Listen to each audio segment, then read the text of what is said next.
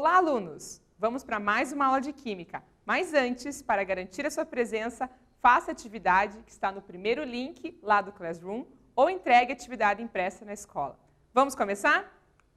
Então, o objetivo da aula de hoje é fazer uma retomada nos conteúdos sobre equilíbrio químico. Então, vamos falar sobre equilíbrio químico, reversibilidade, constantes de equilíbrio e fatores que alteram o equilíbrio químico. Olha só. Então, quando a gente fala sobre estado de equilíbrio, as primeiras imagens que vêm na nossa cabeça são imagens estáticas de coisas equilibradas, como os pratos de uma balança, ou a gangorra do parquinho bem paradinha, ou pecinhas todas empilhadas. Coisas estáticas, né? Bem equilibradas. Lá na química, a gente sabe que as partículas estão sempre em movimento. Então, para a química, esse equilíbrio ele é um equilíbrio dinâmico. E aí, lá da física, a gente empresta esse conceito. Equilíbrio dinâmico é o estado de um corpo que se encontra em movimento retilíneo uniforme. A gente sabe que lá nas substâncias químicas a gente não tem nenhum tipo de corrida com movimento retilíneo uniforme. Mas para ilustrar essa ideia de equilíbrio dinâmico, a gente pode pensar em alguém que está correndo na esteira. Não sai do lugar, a pessoa está parada, a esteira vai girando para um lado e a pessoa vai correndo para o outro. A esteira para trás e a pessoa para frente. Está tudo em movimento, mas não sai do lugar. Se você acelera a esteira, você começa a correr em uma velocidade mais alta até que você consegue atingir um equilíbrio e fica na mesma velocidade que está a esteira girando. Se essa esteira fosse bem longa, você alcançaria esse equilíbrio na nova velocidade em pontos distintos dessa esteira. E é isso que a gente acaba observando nas substâncias químicas que se encontram em equilíbrio. Aí vamos olhar agora, lá na química mesmo, como a gente consegue observar uma história de equilíbrio químico. Então aqui a gente tem uma reação, o CO mais o NO2, formando o CO2 e NO. Então, visualmente, no primeiro instante, a gente tem uma quantidade para o reagente e zero de quantidade para os produtos. Se eu pudesse olhar os átomos, eu veria uma configuração como essa. Onde tem 3 bolinhas aqui, eu estou vendo o NO2, onde tem 2 bolinhas, eu estou vendo o CO.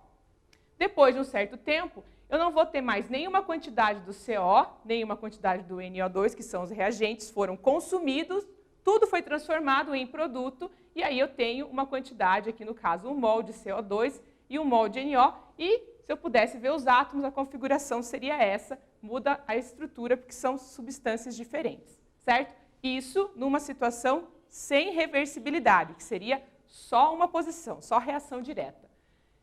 E aí, visualmente, eu teria o quê? O CO é um gás incolor, o NO2 é um gás castanho intenso. E os seus produtos, aqui o CO2 e o NO, também são incolores. Então, numa reação sem reversibilidade, dentro do frasco, eu teria uma situação toda incolor. Se eu tenho reversibilidade, ou seja, o que está se formando vai se desfazer para formar novamente os reagentes, visualmente eu teria uma situação como essa. Uma coloração mais intensa lá no começo da reação e uma coloração intermediária aqui no final da reação. Um exemplo de reação reversível que a gente tem no nosso dia a dia são esses óculos que mudam a tonalidade da lente quando você está em contato com o sol. Então, quando está num ambiente luminoso, ele fica assim, transparente. Quando você vai ao sol, ele fica mais escuro, volta para um lugar iluminado, ele volta a ficar transparente. E aí, graficamente, a gente responde dessa forma aqui. Ó. Se a reação tem reversibilidade, ela vai ter uma seta dupla. O número 1 indica a reação direta e o número 2 indica a reação inversa. E aí, como que se comporta isso com a passagem do tempo? Para a gente ver se a reação é reversível ou não, a gente precisa observar ela durante um tempo. Então, nesse caso, a gente vai ter o seguinte, aqui, ó. No primeiro instante, quantidade de reagente, zero de produto. A reação vai funcionando e a gente vai ver o frasco com a cor mudando. Cada tempinho, cada 10 segundos, a cor vai clareando. Quando ele chega na etapa aqui dos 30 segundos, ele entra em equilíbrio. Visualmente, a cor lá do frasquinho não se altera e as quantidades que estão, tanto de reagentes quanto produtos, estão equilibrados. Ou seja, a velocidade da reação direta na seta 1 lá e da reação inversa na seta 2 é a mesma. E aí, visualmente, a gente tem todas essas moléculas coexistindo ao mesmo tempo. Tanto o CO quanto o NO2, tanto o CO2 quanto o NO. E aí, dessa forma, eu sei dizer que essa reação ela está em equilíbrio químico a cor estacionou, está constante e as quantidades aqui estão constantes, mesmo não sendo iguais. Posso representar toda essa história aqui através de um gráfico. Essa linha que vai descendo aqui, ela representa os reagentes na reação direta.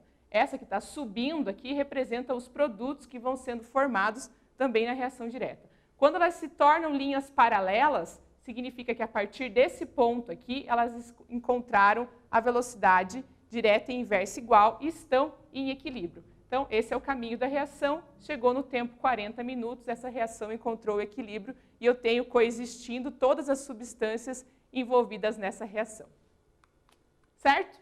Além disso, na questão do equilíbrio, a gente tem algumas constantes que podem ser calculadas. Então, a gente tem o Kc, que é a constante de equilíbrio em termos de concentração, vem dessa fórmula aqui, aonde a gente coloca a concentração dos produtos elevado aos seus coeficientes estequiométricos, dividido pela concentração dos reagentes, multiplicação dos reagentes, elevado aos seus coeficientes estequiométricos. Então, o A representa a concentração aqui do reagente A e o A minúsculo representa o valor estequiométrico dele, 1, 2 ou 3, lá conforme o balanceamento para cada reação. Não devem ser representados componentes sólidos nem líquidos puros quando a gente vai calcular essa constante. Se alguma das substâncias estiver sólida ou líquido puro, ela não vai entrar nessa conta. A gente só coloca ali, então, o valor de concentração que estiver em estado gasoso ou em solução aquosa. Quando o Kc dá 1, significa que aquela equação está em equilíbrio químico. Outra constante que a gente pode calcular é o Kp, que é a constante de equilíbrio em pressão, certo? Ela segue o mesmo princípio. Primeiro a gente tem a pressão parcial do produto em cima, embaixo a pressão parcial dos reagentes, dividindo um pelo outro, elevado aos seus coeficientes estequiométricos, e serve para quando o meio reacional, ou seja, as substâncias envolvidas, estão no estado gasoso. Certo? E aí, a gente pode deslocar o equilíbrio químico. Lá na indústria, eles fazem muito isso para favorecer a produção de alguma das substâncias que é mais interessante dentro de uma reação. E para fazer esse deslocamento, a gente pode mudar fatores externos como a concentração, a pressão e a temperatura. E aí a gente tem o princípio do Le Chatelier, que diz o seguinte: quando um fator externo age sobre um sistema em equilíbrio, esse sistema desloca-se procurando minimizar a ação do efeito aplicado. Então, toda vez que eu for fazer alguma modificação, o meu sistema se comporta de forma a minimizar o efeito da alteração que eu causei. Vamos ver uma por uma agora. Então, se eu fizer uma mudança na concentração, a adição de uma substância desloca o equilíbrio no sentido que irá consumi-la. E se eu retirar uma substância, desloca o equilíbrio no sentido que irá refazê-la. Então, por exemplo, aqui nessa equação, nessa reação química, eu tenho ácido acético, álcool etílico, acetato de etila e água. Então, se eu coloco mais água do que a receita normal me diz ali, ou seja, estou adicionando mais água, a minha reação vai se deslocar no sentido oposto, ou seja, na seta 2, no sentido de consumir essa água que foi colocada a mais nessa história. Se por um lado eu resolver retirar a água daqui ou diminuir bastante a quantidade de água, a minha reação vai deslocar no sentido 1, ou seja, de recuperar a água que eu retirei desse processo. Então, a adição no sentido de consumir o que foi adicionado, e quando eu retiro, a reação vai no sentido de refazer aquela substância que foi retirada ou diminuída. Quando eu vou alterar a pressão, então, eu vou deslocar nesse sentido. Aumento de pressão desloca o equilíbrio no sentido de menor volume. E uma diminuição da pressão desloca o equilíbrio no sentido de maior volume. Então, se eu diminuo a pressão, ou seja, se eu aumento a pressão, ou seja, eu comprimo o espaço onde a minha reação está ocorrendo, eu vou favorecer o lado da reação onde tem um menor volume. Nesse exemplo aqui eu tenho 1 e 1, tenho 2 volumes para esse lado e 1 volume para o outro. Então, eu favorecia o lado onde tem um menor volume. Aí aqui a gente tem um esquema que é legal ter no caderno para relembrar, que aumento de pressão favorece o sentido de menor número de substâncias gasosas por volume, ou seja, aumenta a pressão no sentido de ocupar um espaço menor e diminui a pressão no sentido de ocupar um espaço maior. E alterações de temperatura. Então, quando eu altero a temperatura, processos endotérmicos, o Kc é proporcional à temperatura. Um aumento de temperatura aumenta o Kc e uma diminuição de temperatura diminui o Kc. Os processos exotérmicos é inversamente proporcional ao Kc, então tem essa mudança. E aí a gente sabe que o aumento da temperatura desloca no sentido endotérmico. Mais calor, reação endotérmica favorecida. Menos calor, reação exotérmica favorecida. Para relembrar isso aqui, temos esse quadro que vocês já viram em outras aulas, que traz um resuminho do que acontece em cada situação, certo? E agora a gente pode praticar alguns exercícios para ver se vocês relembram todos os conceitos de equilíbrio químico. Vamos lá? Então, atividade 1. Em relação a uma reação em equilíbrio químico, assinale a alternativa incorreta e eu quero saber a opinião de vocês.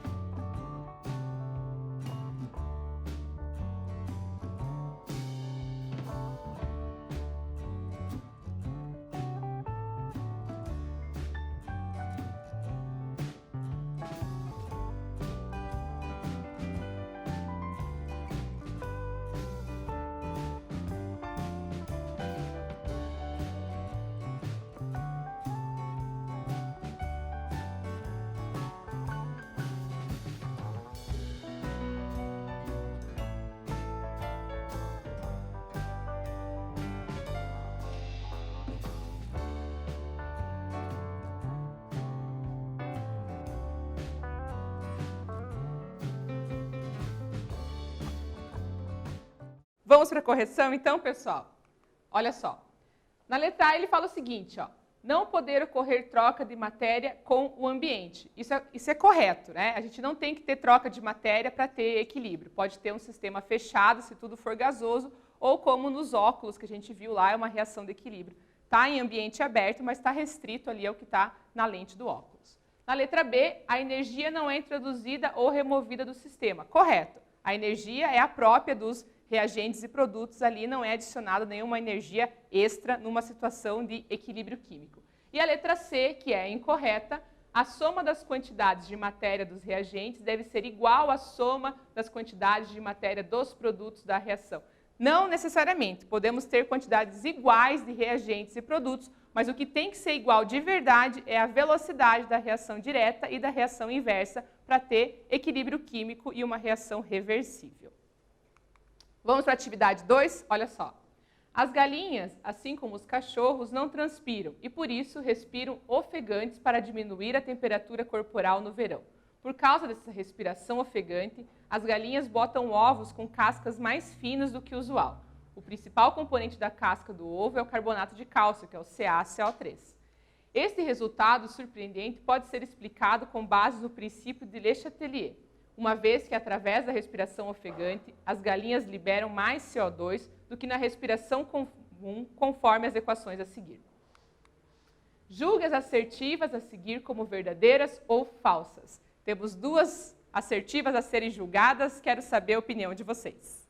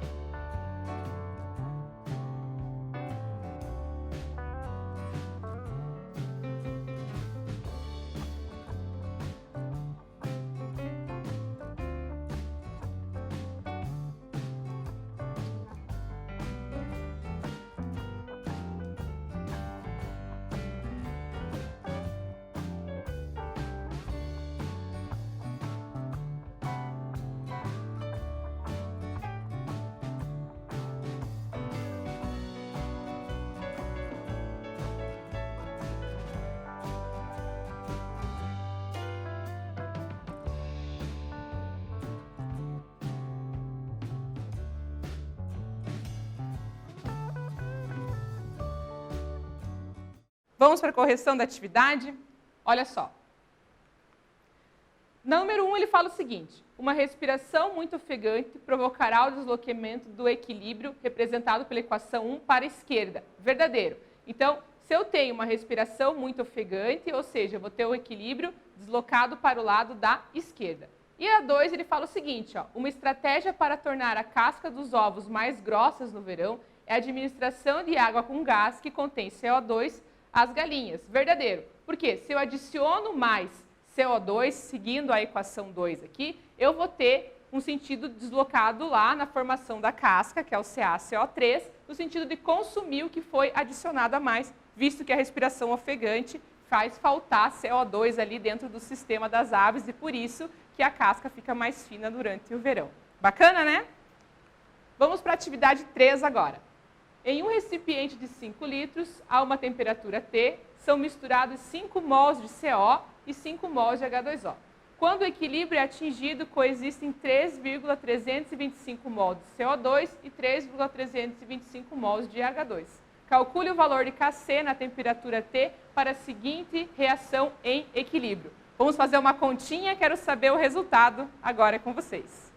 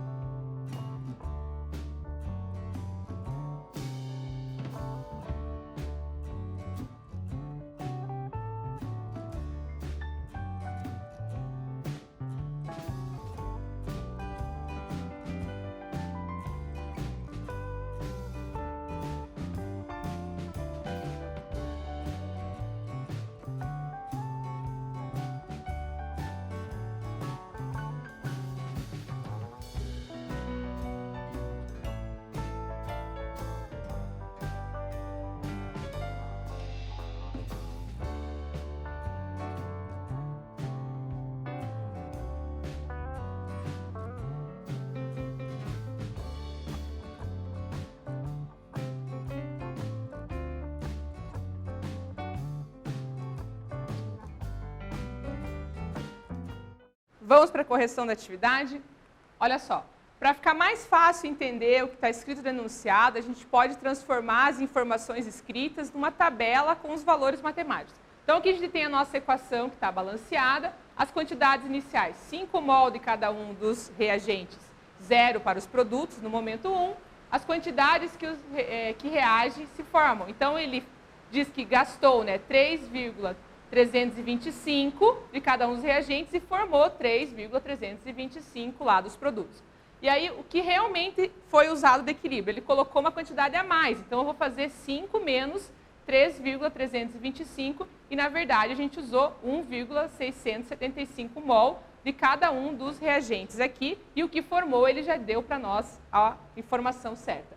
Aí, para poder utilizar lá, a fórmula do Kc, eu preciso ter a concentração em mol por litro de cada um dos componentes. Então, eu vou pegar o valor que ele me deu de mol, dividir pela quantidade de litros que ele usou dos reagentes, o valor que eu tenho aqui de mol dividido pela quantidade de litros, e aí eu vou ter 0,335 para o CO e para o H2O e 0,665 para o CO2 e o H2. Lembrando que vão produtos primeiro e reagentes embaixo, produtos em cima e reagentes embaixo, seria elevado ao seu coeficiente estequiométrico. Para essa reação é tudo 1, o nosso equilíbrio, o nosso balanceamento. Fazendo a matemática toda, eu tenho que o Kc dessa equação aqui é 3,94, certo? Vamos para mais uma atividade agora, olhar um pouquinho os gráficos. Então, o gráfico a seguir representa a variação das concentrações dos reagentes e dos produtos em função do tempo, desde o início da reação até ser atingido o equilíbrio químico.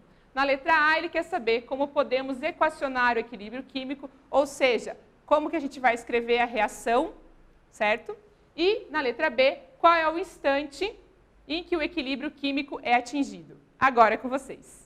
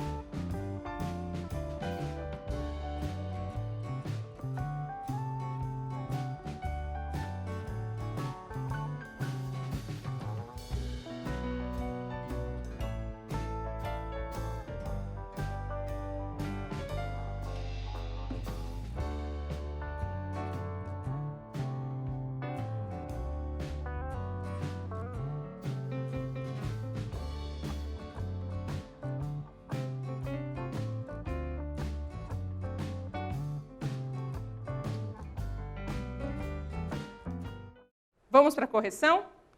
Olha só, a gente sabe então que o A é o reagente, porque ele está diminuindo com o passar do tempo, e o C e o B estão se formando com o passar do tempo. Então, para escrever essa reação, é o A que vai formar o B e o C, e aí as letras minúsculas expressam os coeficientes, se a gente for fazer um balanceamento.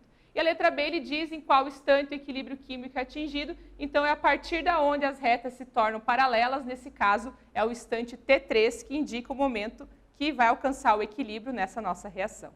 Certo? Vamos para a última atividade da aula de hoje. A amônia tem uma grande importância na indústria de fertilizantes e na fabricação de explosivos. Considere que um sistema fechado a 25 graus Celsius, a reação de obtenção da amônia encontra-se em equilíbrio conforme indicado a seguir. Com o auxílio dessa informação, julgue os itens 1, 2 e 3 como verdadeiros ou falsos. Agora é com vocês.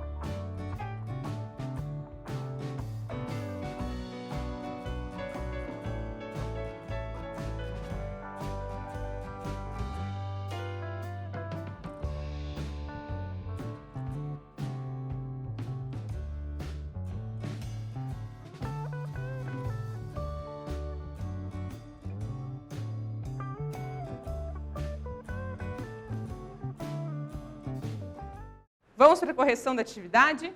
Olha só. Número 1. O aumento da pressão no sistema favorece a formação da amônia. Verdadeiro. Favorece o sentido da reação onde tem menos volumes. Então, aqui eu tenho 2 e aqui eu tenho 4 volumes. Então, favorece a formação da amônia.